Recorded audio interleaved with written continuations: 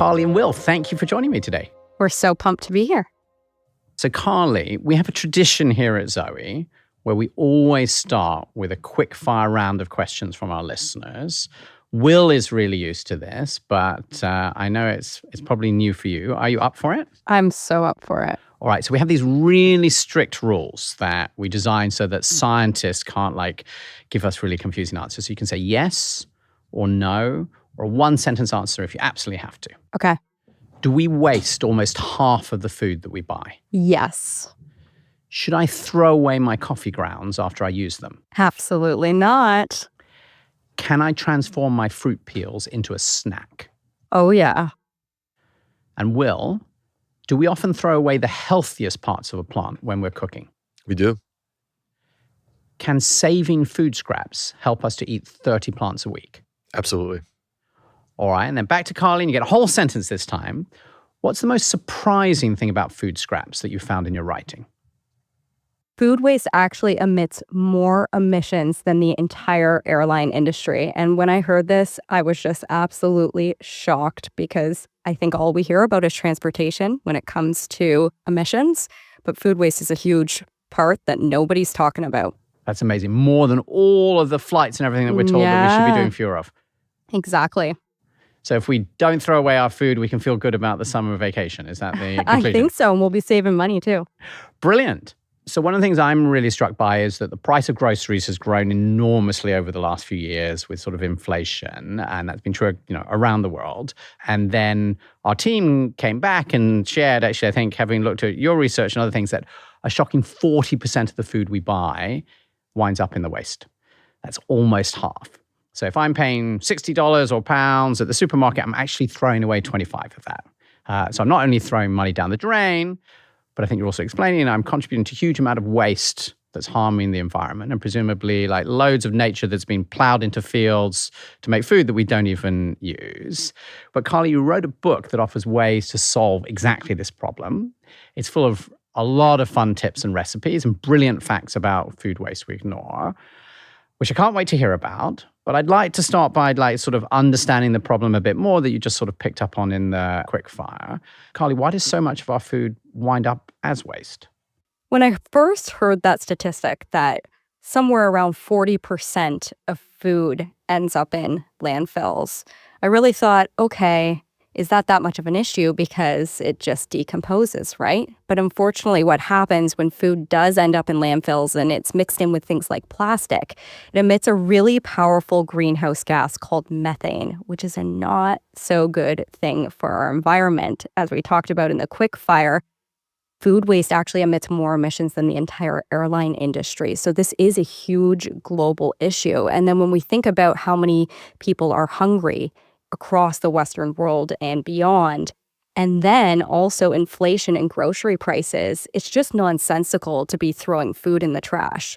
My mind also went, when I heard that statistic, to thinking, okay, is that from a consumer level? And if we're looking at a pie chart, consumers, more than grocery stores and restaurants, consumers are actually wasting more.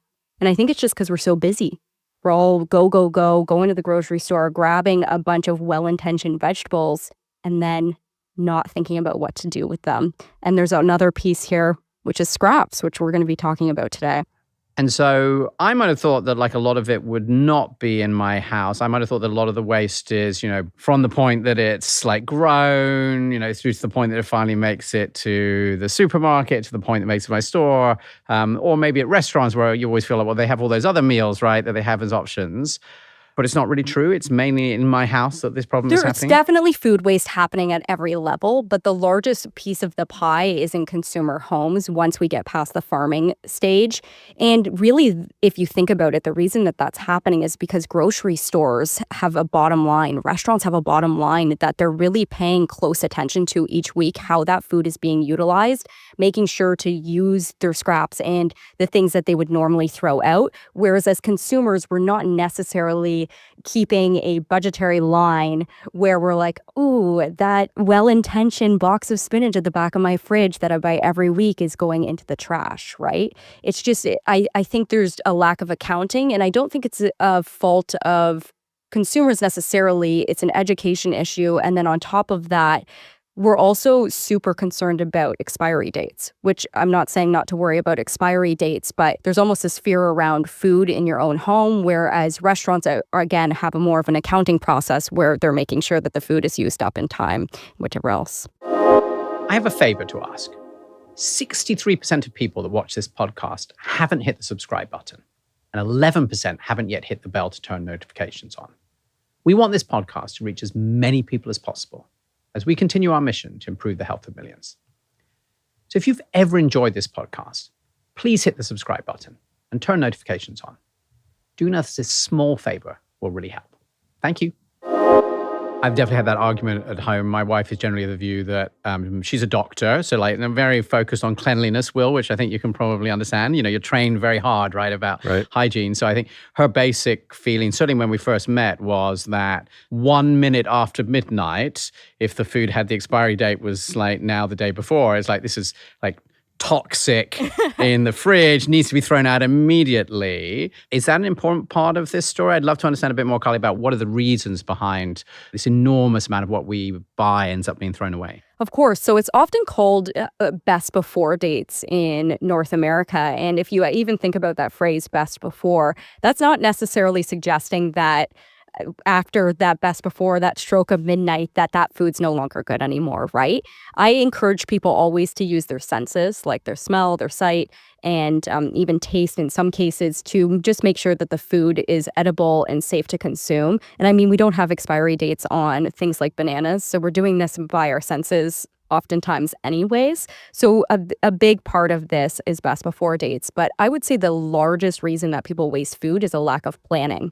And this, I like to say, is kind of the low-hanging fruit when we're talking about food waste, is if you are going to be more careful in meal planning and thinking about what you're going to be eating for breakfast, lunch, dinner, dessert for the week, how your family is going to be consuming food, then you're going to head to the grocery store with an actual plan. You're going to look at your fridge and pantry before you head out. I remember before I kind of implemented this in my own home, I'm a food blogger, and I was wasting so much more food than I should have been. And every single week, I think I would head out and buy a bag of oats, because I'd get to the grocery store and be like, okay, I want to prep overnight oats this week. Oh, do I have oats at home? Oh, I don't know. So I'm going to grab another bag. And then I have like 7 bags, and one of them's going bad. And I think it's just this busyness that is really skyrocketing waste, especially in the Western world. In my mind, I'm doing the math on the numbers that you've shared so far. And what I'm hearing from you is that 40% of our food globally is wasted, but it's actually worse at home than it is in other places. And so I'm sort of having a family. We have 4 children. I'm thinking about this. And it strikes me that basically what you're telling me is that we could save 50% on our grocery bill. That's what I'm hearing. Yeah, and I think the average Canadian family I can speak to wastes over $1,700 worth of food per year. And I mean, I think it's far more than that. And you even think about the $1,700. I mean, that's a lot of money, and money down the drain of food we're buying. And then beyond this, if you're going to be more careful about kind of planning your meals, you're going to inevitably save money too, because you're not bringing the excess into the home. So you're cutting your grocery bill that way too. And then if we take it one step further and we start thinking about the whole plant and eating parts that we might not have normalized in North America, you've got a recipe for eating healthy, eating a diversity of plants, eating low waste for the planet, and then also saving a lot of money, which we all want to do. I mean, I feel like part of the issue, though, is that we're busy. We fly by the seat of our pants, right? So we don't necessarily have a plan for the week. And I don't have time to spend an hour cooking. I'm not a French trained chef, right?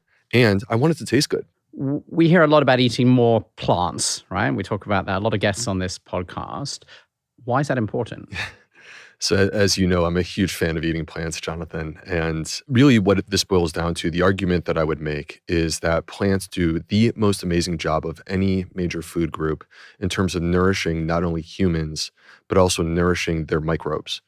And so plants contain the things that we would describe as prebiotic. Prebiotic means food for the microbiome. Examples of this, the classics, are fiber and resistant starch and polyphenols. Polyphenols are the antioxidant compounds that you find in many different plants that give them their colors. It's like when we see They say eat the rainbow. Really what you're saying is eat a whole bunch of different polyphenols. And so this is what we get. This is what the proposition is from eating plants. And we've proven this, Jonathan, because it sort of started with, in Zoe, we've seen the experience with our members where our members actually, we were noticing, oh my gosh, like their gut microbiome scores are improving dramatically after 4 or 5 months when they do their gut retest. The people who are more compliant with Zoe, because they are more compliant, their scores are even higher, right? But then we actually went forward and did our randomized controlled trial. And Will, can you just remind people what this is a randomized controlled trial of what? Yeah, so the randomized controlled trial, this is Zoe's method study. And basically what we did is we put the Zoe program head-to-head up against U.S. government recommendations in terms of food. And if you were to sit down and take a look at the U.S. government recommendations, they're quite sensible. And to me, they define with clarity what a healthy diet is. And the interesting thing about this is, as a part of the Zoe program, we focus on eating a diversity of plants. Like this, that's not part of the government guidelines. So we say, eat a wide variety of different plants, and we help people to improve the quality of their diet through personalized food recommendations. And when you say Zoe member, you mean someone following a Zoe personalized program? Yeah, so the Zoe membership incorporates both the Zoe testing, which is what's done up front, but then the personalized plan that gets delivered through the program that you will follow over the series of weeks afterwards. And that's what was studied in the randomized control trial. And what we saw at the end of 4 months is that there were a number of benefits to following the Zoe program. That people that were generally in the Zoe group, they had lower cholesterol, they lost more weight, they had a thinner waistline. By the way, my favorite statistic with our study was that not only did they have a thinner waistline, not only did they lose more weight, they actually felt more full. So they were losing weight despite feeling more full. The other part that I think is like highly compelling is that the people who were following the program the closest were the ones who got the most benefit. And so this to me is the signal that we need to show us that everything that we have heard about eating plants is true, and that eating a variety of different plants of many different sources and different parts of the plants, Carleigh, this is the opportunity that we have. So maybe tying back to what you were just saying about how much we're throwing away, one of the things you just mentioned is that we're actually throwing away quite a lot of the food that is actually edible. Can you talk a bit about that? My favorite topic, scraps. So yes, a lot of us in North America especially, it's normalized to discard so much more of the plant that is actually edible. And when we're talking about this, we're going to get more into this in the show, is coffee grounds, radish tops, beet tops, broccoli stalks. There are so many amazing things that we could be integrating into our diet that are nutrient dense, delicious, affordable because you're buying them anyways, that we could be consuming that we're all discarding. So as I've gotten more into my culinary journey, it's just been so fun to explore the potential of a whole plant and that you can use every single part of almost all plants. There's some I haven't conquered, but a lot of them you can. How much of this has been thrown away? Like, is this are you talking about like there's 5% of this plant that you could go and eat in some like really weird niche way, if you're vegan, or are you talking about this is like a significant part of It's a significant part. You go to the grocery store, you put your broccoli in your cart, and I mean, a lot of us pay for that by weight. And if you pay for that by weight and you're throwing away the stalk, which is just as delicious, if not more than the florets, you're throwing away half the plant. And again, money down the drain. Beets are a perfect example too. Beet greens, so delicious, so nutrient dense. And you're chopping them off. Most of us are just composting them, I hope, or throwing them in the garbage. And we're just using the beetroot. Meanwhile, the greens are just as great in a salad or for beet green chips as something like kale. So there's really like a lot of waste that is happening here that is completely unnecessary. Yeah, and one of the things is that when we talk about eating a diversity of plants, the reason why this concept works is because every single plant has unique mix of nutrients that helps to nourish your body and your gut microbes. And so when we talk about, for example, beets, you cut off the greens, you throw them in the trash. The nutrients that are in the greens, in the leaves, are different than the nutrients that are actually in the beet itself. So more plant points. So in a way, this is how we can amplify, whether we assign extra plant points or not to this. This is an opportunity to enhance our nutrition and to improve our gut health. I think a lot of people feel like a lack of confidence and a worry about whether or not this stuff is really, either, safe to eat, never mind going to be good for me. And I think about, you're talking about the leaves, for example. I think most of us grew up in an environment where, as far as we're concerned, food comes from the supermarket. We're completely disconnected, right, from the idea of farming it. So, if I see a beet with leaves on it or like a carrot, I'm like, well, obviously I'm going to get rid of all of that because I only know this is the bit that I can eat.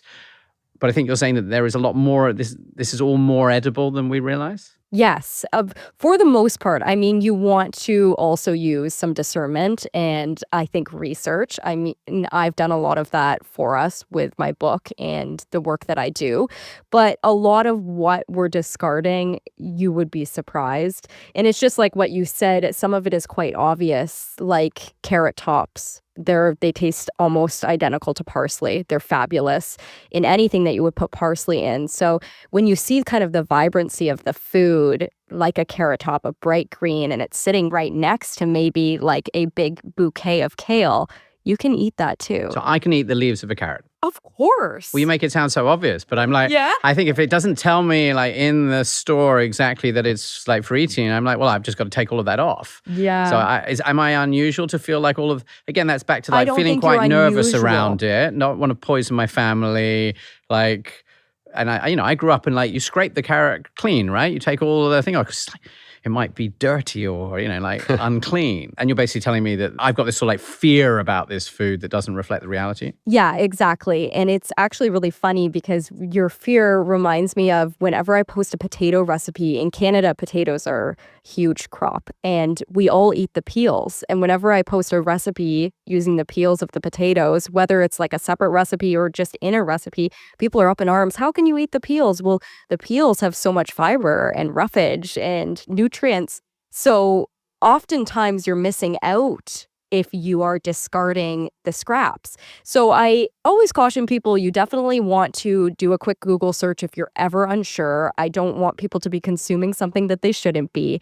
But for the most part, your peels, your greens, your stalks are consumable. I mean, this sounds a bit to me like bad cultural habits in a way. Yes. Where basically what we've done is through generations, we have created recipe after recipe after recipe that only uses the actual carrot itself, and it completely ignores the top of the carrot.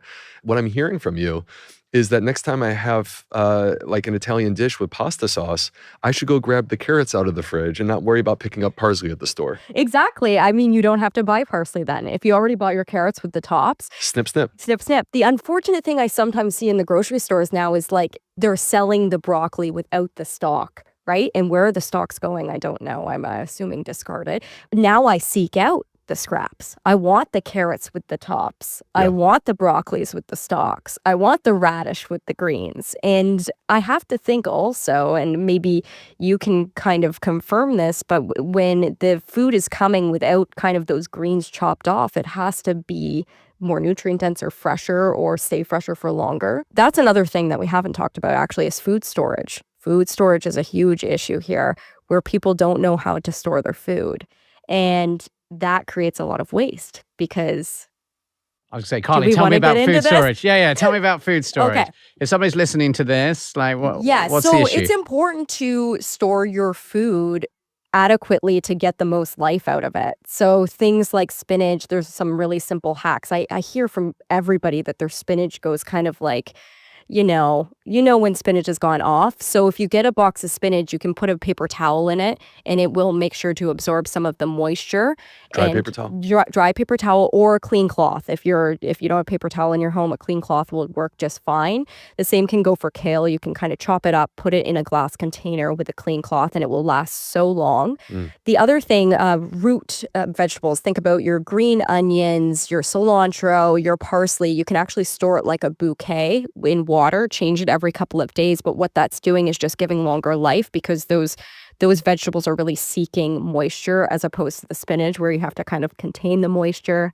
Potatoes in a cool, dark place. So there's really these kind of storage shortcuts that can bring longer life and allow you to utilize these fresh vegetables for longer. But really the key here is you don't want to be buying so much that you can't get through them, you know? The other hack that I always tell people is to invest, and it's not too much of an investment because it's actually probably more affordable, in frozen fruits and vegetables. So frozen vegetables in particular are often more nutrient dense than the fresh, especially if you have your food shipped in, because they're harvested and then frozen right away.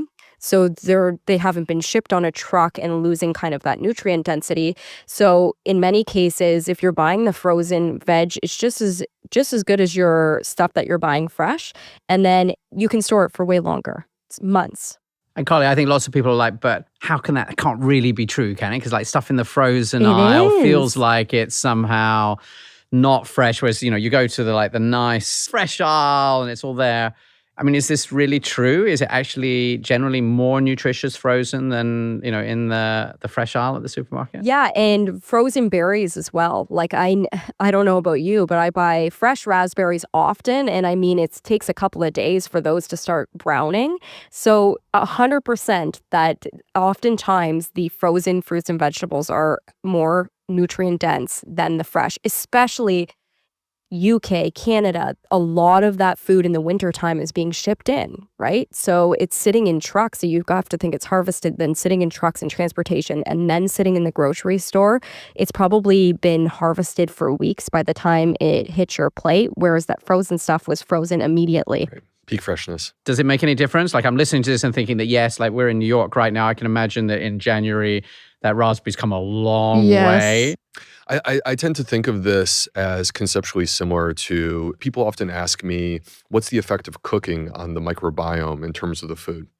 And there was actually a study done by Peter Turnbaugh, who's at the University of California, San Francisco, where he took the exact same food and he looked at the effects on the microbiome, uncooked versus cooked, raw versus cooked, and saw that they were slightly different because we are actually changing, in some ways, the way in which our body interprets the food. So when we freeze the food, it is slightly different, but not exactly the same and not less in a way. So raw food, the advantage that we have, there was a recent study where they showed that actually raw plant food has a microbiome, and that the microbes that you find on the plant actually show up in the human microbiome. So about 3% of the human microbiome is derived from these plant-based microbes. Amazing. Which is quite fascinating. Now, certainly you don't get that benefit from the frozen, right? But the frozen, we get all the fiber, all the polyphenols, all of the phytochemicals. So you get the exact same nutrients, you get it at peak freshness, you get it at a better price point. And sometimes it's actually advantageous in terms of being fun. So like as an example, my 2-year-old, we like to give her as a snack frozen blueberries. And it's our little hack to get her to eat blueberries. And she calls them frozens, and she thinks they're really fun. I love that. So, Carleigh, I'd love to talk about some other food scraps from your book. We were looking through it together, and there's some really fun ones. And Will, maybe you could expand a bit on the nutritional value. Could we start with that coffee grounds that we had right at the beginning of the Q&A? Because they definitely go straight out in my house. And I've been waiting on this. I can't wait to hear the answer to this one.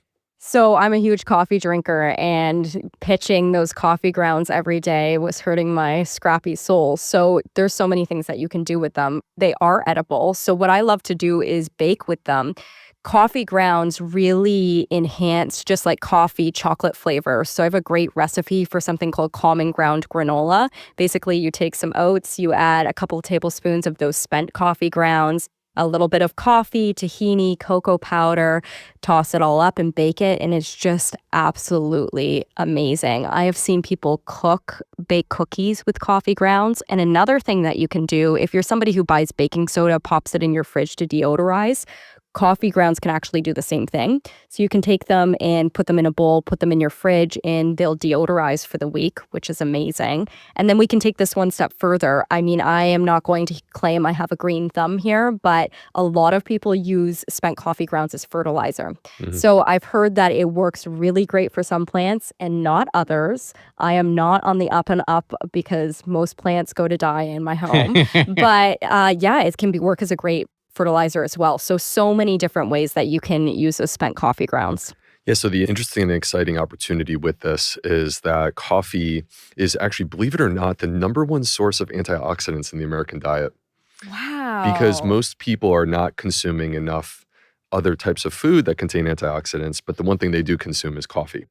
And you know that the antioxidants that you will find in a cup of coffee, and by the way, there's also soluble fiber in coffee, it's derived from the coffee bean, from those grounds.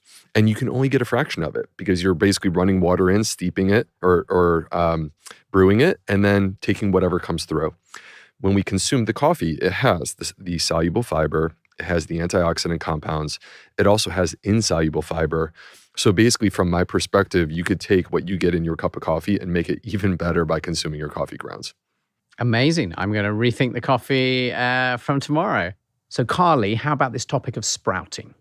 I am such a fan of sprouting. So this is a way to turn something that is pennies into such an abundance of vegetables in your home. And you can do this from anywhere, any kitchen. So sprouting is basically this act. And actually, I'm going to pass this over to Will because he can explain what sprouting is better. And then I'll tell you how to do it. Okay, so sprouting is basically we're unlocking nature's code for germination, which is where the seed turns into a plant. And so the seed opens up, we unlock it typically with soaking, and the seed opens up and out comes this shoot, out comes this plant. And with it, you have massive, dramatic growth of fiber, of protein. You actually have more vitamins. You have a microbiome of that plant. I was talking a moment ago about eating raw food has a microbiome. Sprouts have a beautiful microbiome ready to support your body. And you also get special phytochemicals. So an example of this that people within the sprouting world love is broccoli sprouts are known to contain 50 to 100 times greater density of sulforaphane, which is the cancer-fighting phytochemical.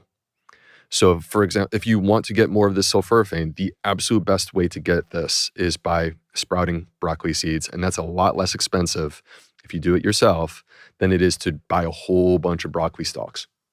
So if we want to sprout, I can tell you how to. And I want to preface this by saying I just talked about how I'm not a green thumb, but I can do this all winter, even in Canada.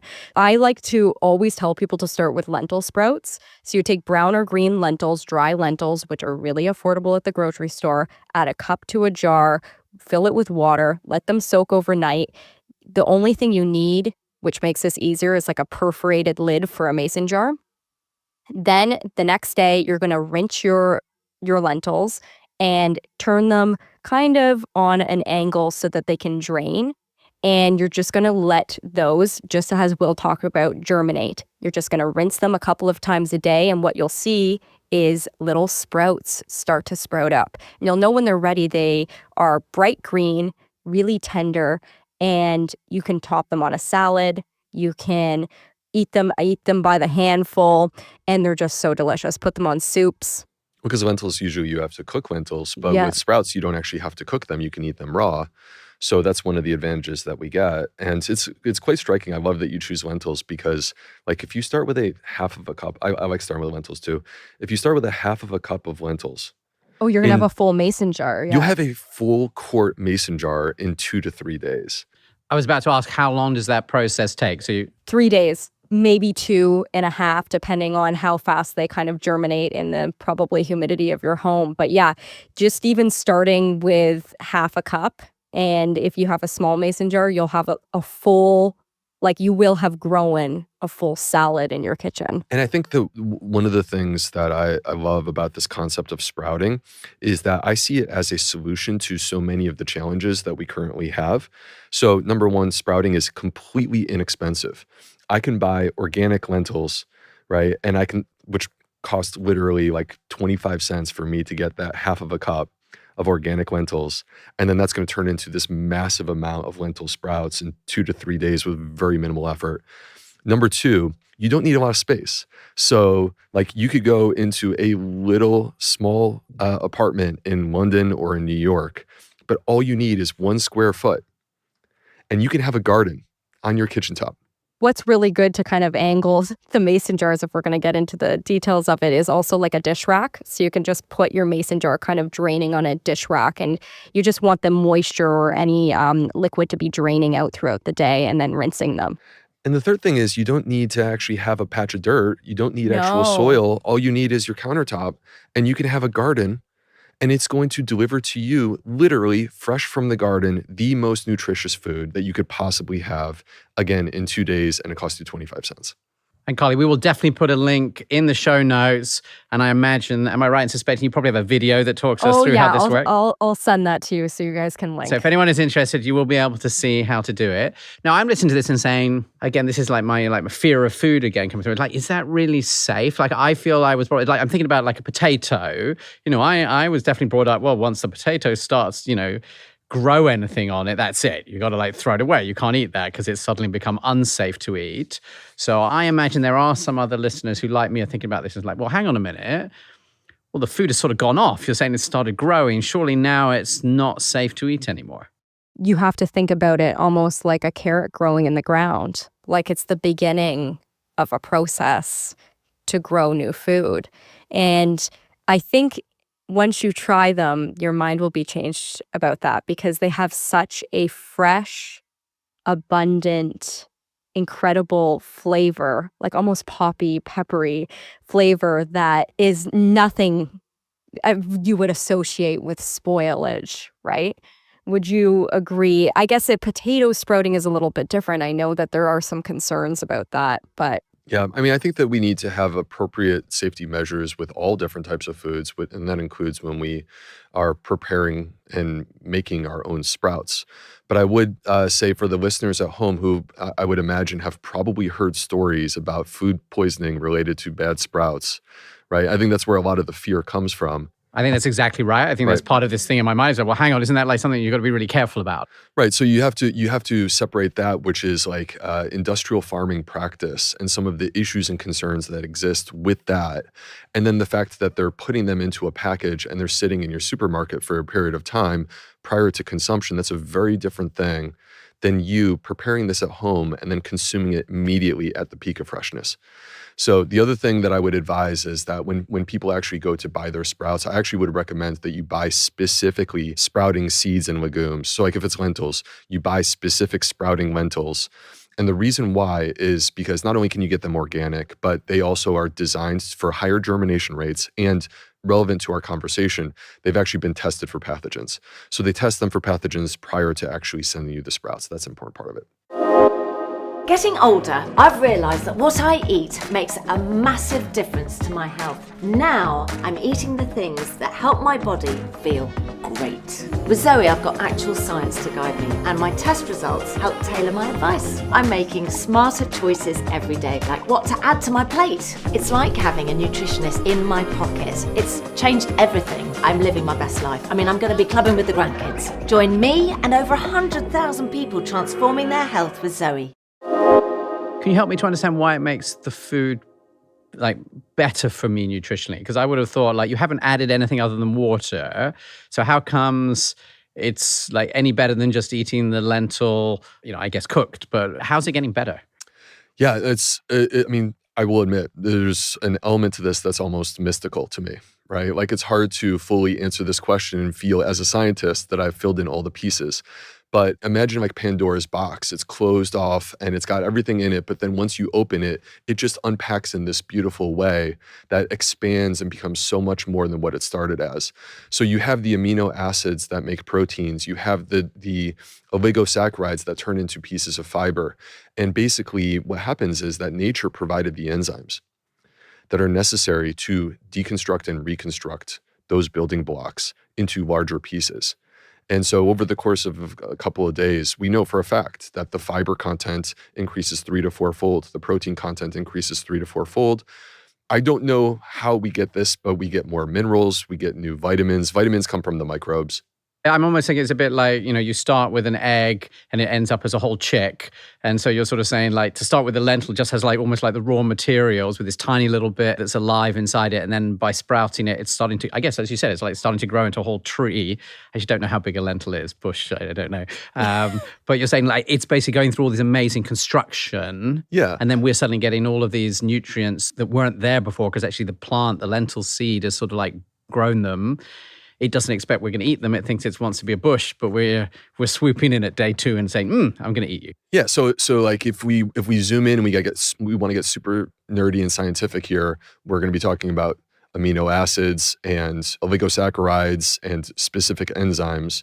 But on a more simplistic level, this is a little bit like a question of where do babies come from? And daddy's answer is, it's magical. I feel we could talk about sprouting for a long time, but I should move on because you had a lot of other things you're talking about.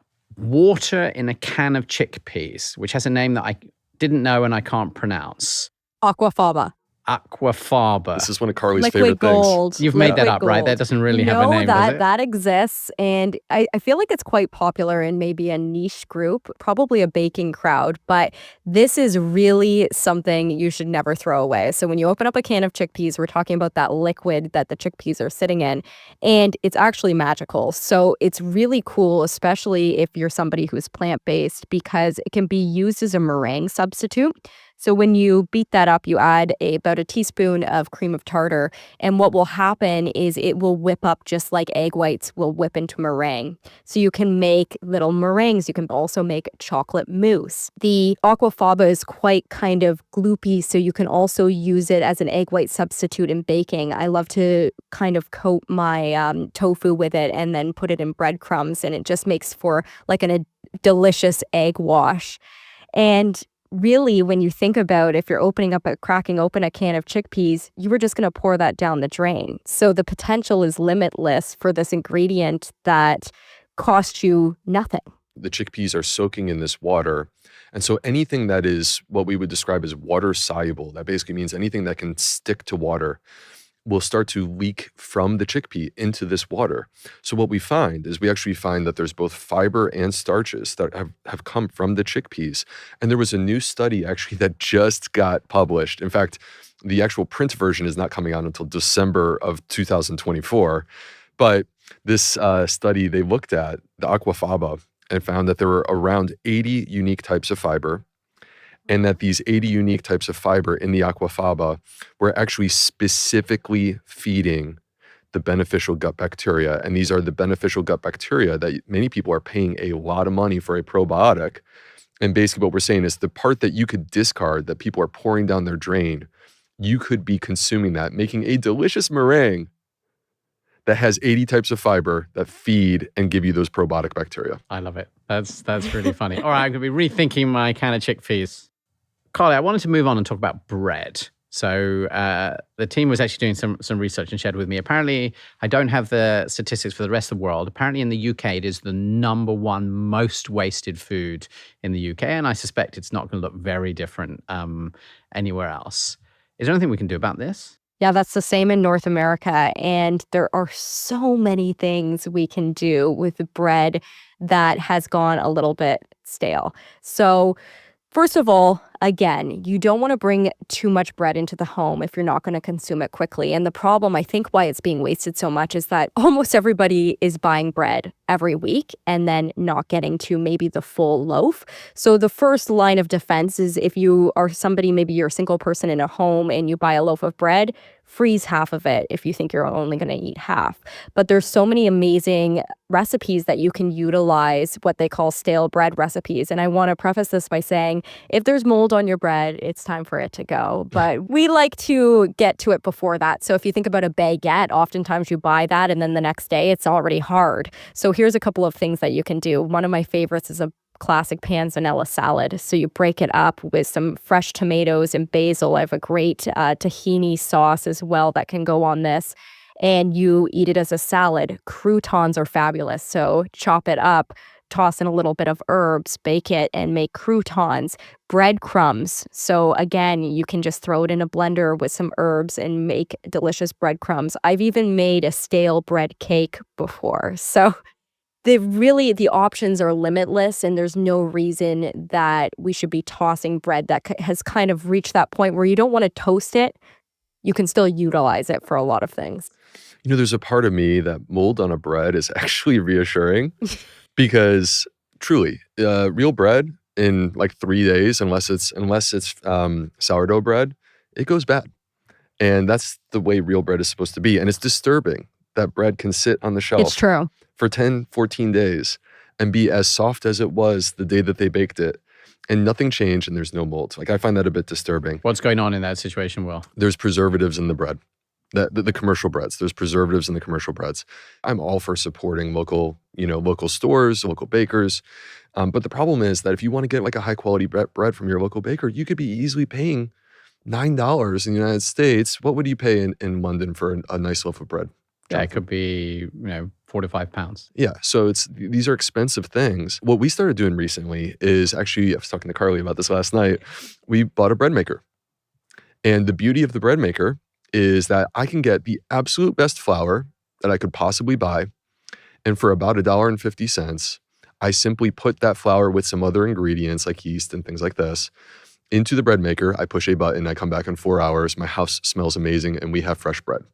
But I just want to point out that fresh loaf of bread that we just prepared for $1.50, it's only good for about 3 days. But it's also not going to last that long because it smells so good and you will consume the bread quickly. My kids love it. Yeah. And if I come back to Carleigh talking at the beginning about potentially freezing the bread, does that change its sort of nutritional breakdown? Because I feel like when you freeze and unfreeze the bread, it definitely doesn't taste the same way that it did before. Yeah, I feel like this episode, we have an amazing combination of like game-changing hacks here, and the freezing the bread is right at the top because basically what happens is that bread, of course, contains starch. And in its native form, like just, you bake a loaf of bread, you eat it, that starch, it's a source of energy for humans. But when you freeze it, you develop what's called retrograde starch, or I like to refer to it as resistant starch. And resistant starch basically means that it actually no longer feeds humans. Now it feeds your gut bacteria. This is conceptually very similar to prebiotic fiber, but in some ways perhaps even superior to prebiotic fiber because it feeds so nicely and produces the short-chain fatty acids, which are the anti-inflammatory compounds that we get from fiber and from resistant starch. So it's an interesting thing because actually you find less calories in the bread, but it's better for your gut after frozen. That's really interesting. That's cool. I did my tests as part of being a Zoe member a long time ago, right, when we were first putting them together. And I discovered I had one of the worst blood sugar responses of anybody who'd been going through like these 1,000 people in this clinical trial, which is a bit of a shock. And so I can tell that in general, bread scores very badly for me because I tend to get these like massive blood sugar spikes. So I'm definitely more cautious about it. And it's interesting that there are definitely variations within the bread. I do really like bread, but I tend to have like rye bread now with lots of stuff on it so that I like really push up my score, but I hadn't realized that freezing potentially might actually improve that. Like it's another sort of hack, right, to be able to get away with the taste. But I'm definitely not going to get a bread maker because if you have fresh bread in the house, you're going to eat it. So I think there's also this question about buying less of this if you don't really need it and being a bit more thoughtful about the quantities. I'd love to talk a bit more about sort of the routines that you can create, because I think I listen to a lot of this and I think it sounds really cool, but I'm way too busy. Is all of this for people who have a lot of time, or is it possible to make this sort of scrappy eating that you talk about a practice that just actually works sort of efficiently? And so I'd love to sort of take through, maybe sort of wrap up this with like sort of practical tips for people to do this. And you talk a lot about sort of base meals, and I wonder if that's a place to start. Absolutely. So the greatest way to reduce food waste is to actually just eat the food that you're buying. We can go way scrappy or you can go little scrappy. And really the way to utilize the food that you're buying is cooking. And I always say that cooking is like a lost art nowadays. I feel like it is one of the greatest gifts you can give yourself and your family is learning how to cook and teaching your children how to cook because it's just so nourishing. And then additionally, you're going to be saving money and reducing food waste. People often assume they look at an Instagram page like mine, and I think they think, wow, she eats really healthy, but she's eating this massive variety of meals. I could never cook, like you said, this crazy stuff for breakfast, lunch, and dinner. But in reality, even in my own home, we cycle through probably the same 4 base meals every week.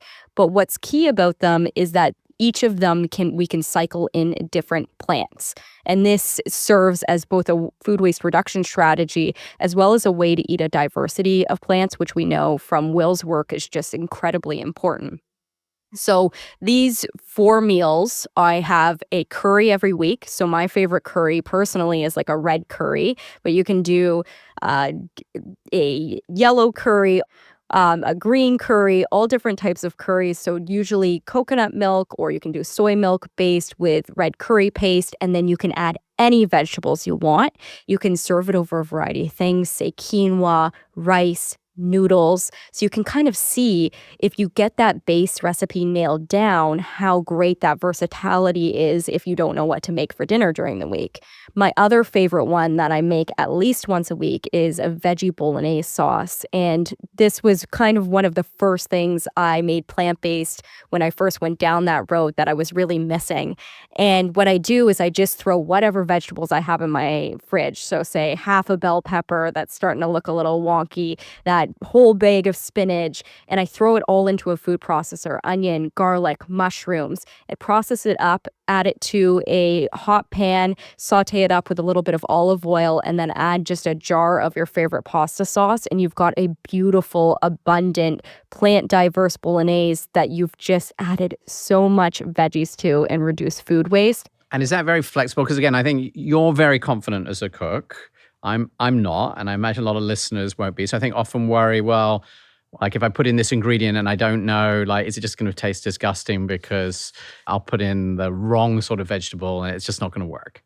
I think when it comes to that, the cool thing about plant-based eating, so to give a little bit of background here, I didn't start really cooking until I went plant-based, which was around 8 years ago. And the awesome thing about cooking with plants is the stakes are low. You're not worried about kind of making yourself sick. I always say you can save the meal. You add a little bit too much sweetness, you can add a little more salt. You add too little broth, you can add a little more. Like the meal is always savable. The stakes are so low, and I invite people to get their hands dirty and fall in love with cooking here. But this bolognese, if you add onion, garlic, bell pepper, carrot, celery, and mushrooms into a food processor, add it to a pan, take your favorite pasta sauce in the world, add that, I promise you that you're going to love it. And then take the carrot tops and snip. Yes, and you snip those up on top and you've got a full scrappy meal. Carleigh, we've been using this recipe that you're describing. It's your veggie bolognese. This was from your first book. Yes. We've been using this in our house for many years, and it's a family favorite. The other thing that we do, Jonathan, is if you want to go a slightly different route with this, we just put the sauce on and we just simmer the sauce and we just throw stuff in. And when you slow cook with sauce, a whole bunch of different plants, they always come out well. They always are delicious. The third one I want to talk about is a stir fry. I mean, it's kind of like to Will's point. If you have a good sauce, it's going to be fine. So like a great stir fry sauce, I mean, we make probably peanut sauce once a week. If you're I'm a huge fan of peanut butter. So peanut butter, soy sauce, a little bit of hoisin sauce, some water, stir that up, add it to a pan with whatever. Again, this is what's great. So great if you master these base recipes. You can use any type of protein. So I would use a tofu or a chickpea. If you eat meat, you can totally do that as well. And then add whatever vegetables you had to that sauce. If you can master the sauce, your concerns are no longer because it's going to taste delicious. And can you do this like at the start of the week and then eat this? Totally. How does that? Because I think meal prep.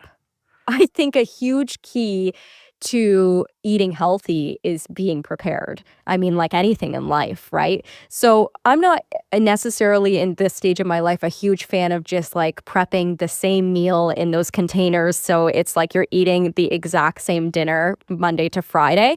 But I think that we can do some things to make it a lot easier to throw together these meals I'm talking about. So perhaps it's prepping a batch of rice at the beginning of the week. When you get those vegetables into your home, slicing up the carrots and the bell peppers and the green beans so that when you're making your stir fry or you're making your pasta sauce, you can just throw them into the sauce rather than having to do the chop and the prep. So 100%, the preparation is 90% of it. And quick point on the rice or other whole grains. If you prepare the whole grain and then you put it into the refrigerator, much like we talked about freezing the bread creates resistant starch, so does that. Refrigerating whole grains, including rice, will increase the resistant starch. If I freeze this, so let's say I make this and I'm trying to like make a large amount and store some, am I losing the nutrients or am I actually like storing them better than if I left it in the fridge? I think that what you're doing is you're locking in those nutrients. And so to me, that's a great option is to prepare a whole bunch of these things. Because I think you have one more, Carleigh. Yeah, soup. That's my favorite one. And I mean, we're heading right into soup season. I always say I'm transitioning into soup season. I just love soups. And this is just such a great way to get your plants in. We call them soup Sundays, like a big pot of minestrone soup. And I think this is like a cornerstone minestrone soup of the diets of some of the longest living populations in the world. So this is very healthy. And again, any plants you have, but you foolproof is to start with some garlic, onion, celery, and carrot chopped up, and then add a little bit of tomato paste, your broth, whatever veggies you have on hand. Frozen works great here too. And then you can use a grain. You could use bulgur, you could use pasta, and make a great minestrone soup. If you don't want to have something like a pasta in it, you can also blend that soup. So it's like a thick vegetable tomato soup. A great scrappy hack is I love to just have a reusable freezer bag in my freezer at all times. Whenever I'm prepping stuff, I'll have a second cutting board where I put my onion skins, my garlic skins, and everything like that. Pop that into that bag. And once that bag is full, you can dump it into a stock pot with some water and create your own nutrient-dense vegetable broth. Onions and garlic are famously known to contain a specific phytochemical called quercetin, and this has been associated with longevity. And it's interesting because actually the quercetin is disproportionately concentrated in the skins. So what you're saying is that you could get us better access to the nutrient that we really desire to have. One of our number one questions actually from listeners on the show was around soup and a concern that if you take your veggies and turn them into soup, then obviously like you're boiling them away. And then we're like saying, don't you lose all the nutritional value if you do this? Or does this continue to count towards those 30 plants? It kind of goes back to the conversation that we started a little bit earlier where we were talking about the study at the University of California, San Francisco, where basically they showed that if you cook your food, it still has a beneficial effect on the microbiome. It's just slightly different. So the same would be true for the soup. And in some cases, you actually get better access to nutrients because the water-soluble nutrients are actually brought out by the soup. So to me, I wouldn't be concerned about that. This just really comes back to the idea of consuming a diverse diet that includes not only many different types of plants, but also different types of cooking techniques. So if you were only eating like soup, then you might potentially be missing out. But if you're eating these vegetables in a mix of ways, then some of them in soup, some of them not. Actually, you may be getting almost like more than you might have done if you were only eating them, raw or steamed. 100%. And also the people who suffer with digestive health problems, people that have gut issues like IBS, Crohn's disease, ulcerative colitis, these people struggle with raw foods. And it makes it very hard for them to eat the types of food that we're talking about right now. Whereas when you cook the food, particularly a slow cook like a soup, it really helps to pre-digest the fiber and make it much more gentle on the gut, and you still get tons of health benefits. But Jonathan, to your question, yes, there's a reason why we eat soup and salad together. That's amazing. And so you're actually saying, just to make sure I'd understood that for people who are sort of struggling with putting more plants into their diet, and we see that definitely there's a bunch of people who go through Zoe members for whom, that's definitely a struggle, to go from like your typical diet that you now have normally in the States or the UK, which tend to be very, very low in fiber. And that shift can be a shock, and you can get some bloating, all these sorts of things, Will, that you've talked about on other podcasts here. I just want to play back. You're saying actually sort of soup and things like this can be easier as ways to sort of increase your plants than necessarily eating those in like a raw or a less cooked way. 100%. Slow cooked in a liquid foods like soups and stews and things of this variety are going to be much more gentle on the gut because they're pre-digested. Smoothies, by the way, are also in many ways easier than the whole food. And then if you were to cook the food like a stir fry, that also does make it a little bit easier than consuming the food raw, but not to the extent that you would get with the soup. To me, the soup is like, if you have gut issues, this is a great place to start. Amazing. I would like to do a quick summary, if that's all right, and you guys keep me honest. And maybe I'm just going to share all these like brilliant facts that I just learned today. So 40% of the food we throw away, which is absolutely shocking. We throw away a lot of stuff because we worry about expiry dates. But you know what? There's no expiry date on a banana. We just use our senses. We should feel confident to feel the same way about a lot of the stuff that's in our refrigerator. We should be aiming for 30 plants a week, and Will explained, why that's so important. And it turns out there's a lot more ways you can get there. So, for example, I just discovered you can eat the leaves of carrots. Who knew? But basically, there's a lot more. Like generally, if these plants are edible, then actually it turns out that all these things that you're cutting off them probably are edible as well. I think that's like for me, like a really big change of thinking about it. I love this idea that in Canada, you peel off the peel of the potato and eat the peel, because that's clearly where all the good bits of the potato is now that I've thought about it. But I love that. Coffee grounds. Who knew you could bake a cake with coffee grounds? Frozen foods are often better than the fresh foods in the fruit and vegetable aisle, despite the fact they're much cheaper. And I think that's a really powerful way to rethink about it, because, of course, they also just sit in the freezer. You don't throw them away.